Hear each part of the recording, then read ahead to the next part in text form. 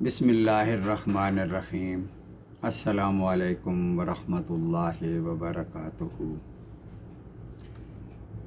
ترجمہ قرآن مجید کو آگے بڑھاتے ہوئے آج ہم آیت نمبر 211 سے 218 تک کا ترجمہ پڑھیں گے۔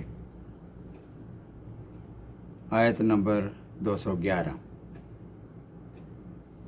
پوچھو بنی اسرائیل سے کہ ہم نے انہیں کس قدر روشن نشانیاں عطا فرمائیں، اور جو شخص اللہ تعالیٰ کی نعمتوں کو اپنے پاس پہنچ جانے کے بعد بدل ڈالے یا خود کو بدل ڈالے تو جان لو کہ اللہ تعالیٰ بہت سخت عذاب دینے والا ہے۔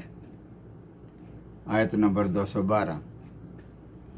کافروں کے لیے دنیا کی زندگی مزین کر دی گئی ہے اور ان کی نگاہوں میں کھبا دی گئی ہے۔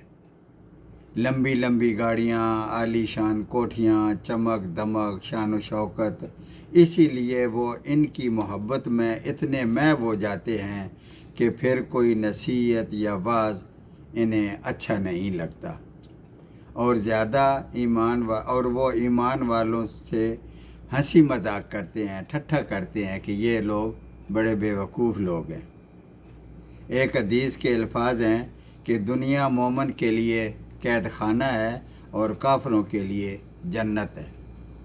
اللہ تعالیٰ فرماتے ہیں کہ قیامت والے دن پرہیزگار لوگ ان کافروں سے اعلیٰ ہوں گے اور وہ ان کافروں پر ہنسیں گے۔ اللہ تعالیٰ تو جسے چاہے بے حساب روزی دیتا ہے۔ آیت نمبر 213۔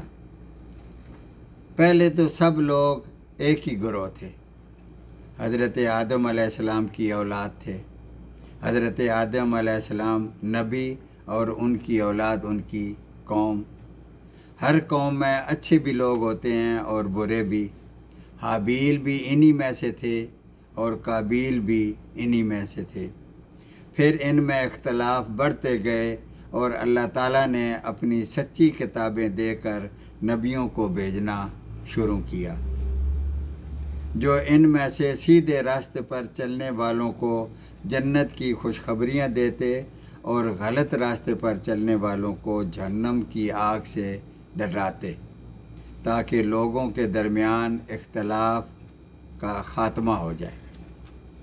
اور پھر انہی لوگوں نے جنہیں کتاب دی گئی اپنے پاس واضح نشانیاں اور دلائل آ جانے کے باوجود محض اپنے بغض، عناد اور کینے کی بنا پر ان سے اعلیٰ کہ ہم تو ان سے اعلیٰ ہیں اور ہم کیوں ان کی بات مانیں، ان کے نقش قدم پر کیوں چلیں، اس سے اختلاف کرتے رہے۔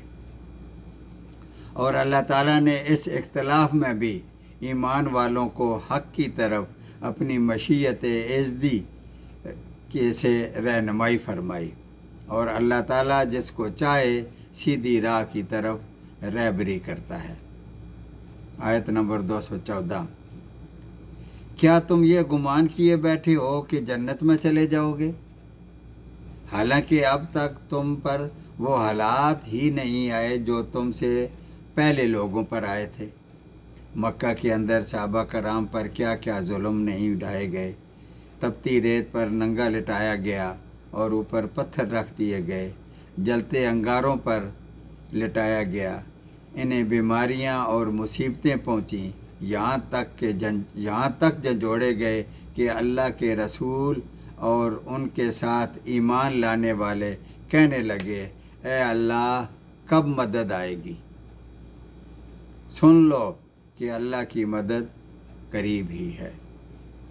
آیت نمبر 215۔ جب انفاق سبیل اللہ کا حکم آیا کہ اللہ کی راہ میں خرچ کرنے کا حکم آیا تو لوگ آپ سے پوچھتے ہیں کہ وہ کیا خرچ کریں، کیسے خرچ کریں۔ آپ کہہ دیجئے کہ جو مال تم خرچ کرو یعنی اللہ تعالیٰ کے لیے مختص کر دو، اس میں تمہارے ماں باپ کا حصہ ہے، تمہارے رشتہ داروں کا حصہ ہے، اور یتیموں اور مسکینوں اور مسافروں کا بھی حصہ ہے، اور تم جو کچھ بھلائی کرو اللہ تعالیٰ کو اس کا خوب علم ہے۔ आयत नंबर 216, तुम पर जहाद यानी क़िताल यानी जंग फ़र्ज़ कर दी गई है और ये फ़र्ज़ियत तुम पर गरां गुज़र रही है। अब मदीना तैयबा में जो नए नए मुसलमान हुए थे उन्होंने अभी ये सख्तियाँ नहीं देखी थीं जो मक्का से असहाब सख्तियाँ झील कर आए थे। इनमें कुछ कमज़ोर ईमान वाले भी थे, इसी तरह इनमें मुनाफिक भी थे। वो तो जंग लड़ने के लिए तैयार ही न थे कि जंग अच्छी चीज़ नहीं है, डायलॉग से भी मामलात सुलझाए जा सकते हैं। अल्लाह ताला फरमाते हैं, मुमकिन है कि तुम जिस चीज़ को बुरी जानो और वही तुम्हारे लिए अच्छी हो, और यह भी मुमकिन है कि जिस चीज़ को तुम अच्छी समझो और वही चीज़ तुम्हारे लिए बुरी हो। अच्छी और बुरी चीज़ का हकीकी इल्म तो अल्लाह ही को है, तुम इससे बेखबर हो। तुम अपनी अक्ल पर ईमान न रखो, तुम वही पर ईमान रखो जो रसूल अल्लाह सल्लल्लाहु अलैहि वसल्लम पर नाज़िल हुई है। आयत नंबर 217। अब इस आयत का शान नज़ूल ये है कि नखला की वादी में हुर्मत के महीने में मुसलमानों पर हालात ऐसे पैदा हो गए कि मुसलमानों को क़िताल करना पड़ा, यानी जंग करनी पड़ी। अब मुनाफिकीन को मौका मिल गया कि हुर्मत वाले महीने में क़िताल किया गया है, ये तो बड़े अपने आप को मुसलमान कहते थे और हुर्मत के महीने में इन्होंने लड़ाई की है। तो उन मुसलमानों के लिए उनकी तायीद में अल्लाह ताला ने ये आयत नाज़िल फरमाई। लोग आपसे हुर्मत वाले महीनों में लड़ाई की बाबत सवाल करते हैं कि इन महीनों में लड़ाई करना कैसा है, तो आप कह दीजिए कि इन महीनों में लड़ाई करना बहुत बड़ा गुनाह है, लेकिन अल्लाह की राह से रोकना, क्योंकि कुफ़ार तो अल्लाह की राह से रोक रहे थे ना, और मुसलमानों के साथ कुफ्र करना वो कैसा है, और मुसलमानों को मस्जिद हराम से रोकना, जैसे सुलह हुदैबिया के मौके पर मुसलमानों को मक्के में दाखिल करने से रोक दिया गया था, और वहाँ के रहने वालों को वहाँ से निकाल देना अल्लाह ताला के नज़दीक इससे भी बड़ा गुनाह है, और ये फितना है जो कत्ल से भी बड़ा गुनाह है। ऐ मुसलमानों, ये लोग तुमसे लड़ाई भिड़ाई करते रहेंगे, यहाँ तक कि अगर इनका बस चले तो तुम्हें तुम्हारे दीन से मुर्तद कर दें, और तुम में से जो लोग अपने दीन से पलट जाएं और इसी कुफ्र की हालत में मर जाएं, तो उनके दुनियावी और उखरवी सब आमाल गारत हो जाएंगे। वो लोग जहन्नमी होंगे और हमेशा हमेशा जहन्नम ही में रहेंगे। आयत नंबर 218।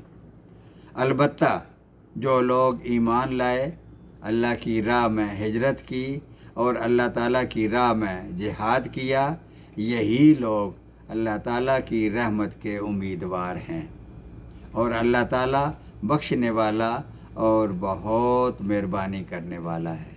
सदक़ल्लाहुल अज़ीम।